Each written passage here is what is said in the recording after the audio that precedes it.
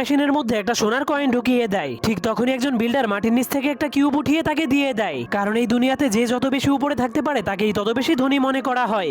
যখন এই লোকটা একটা কিউবের উপরে বসেছিল তখনই তার কাছে একটা লোক চলে আসে। এরপর সে তার দুইটা কিউবের উপরে বসে সেই লোকটাকে নিয়ে মজা করতে শুরু করে দেয়, যার কারণে এই লোকটা তার একটা কিউবকে নিয়ে অনেক শরম পাচ্ছিল। এজন্য সে আবারও ওয়েন্ডিং মেশিনের কাছে গিয়ে নিজের জন্য দুইটা কিউব কিনে নেয়। কিন্তু সে ফিরে আসার পর দেখতে পায় সেই লোকটা তার কিউবগুলোকে আরো উঁচু করে ফেলেছে, যা দেখার পর সে এতটাই রেগে যায় যে সে আবার ওয়েন্ডিং মেশিনের কাছে গিয়ে অনেক বড় একটা ট্রাক ভর্তি করে নিজের জন্য অনেকগুলো কিউব কিনে আনে। এরপর তাদের দুইজনের মধ্যে কে কার থেকে বেশি কিউব উঁচু করতে পারে এটা নিয়ে একটা যুদ্ধ শুরু হয়ে যায়। তখন অবস্থা এতটাই খারাপ হয়ে গিয়েছিল যে বিল্ডারেরা টাকার লোভে তাদের পৃথিবীর নিচ থেকে সবগুলো কিউব উঠিয়ে উঠিয়ে বিক্রি করে দিচ্ছিল।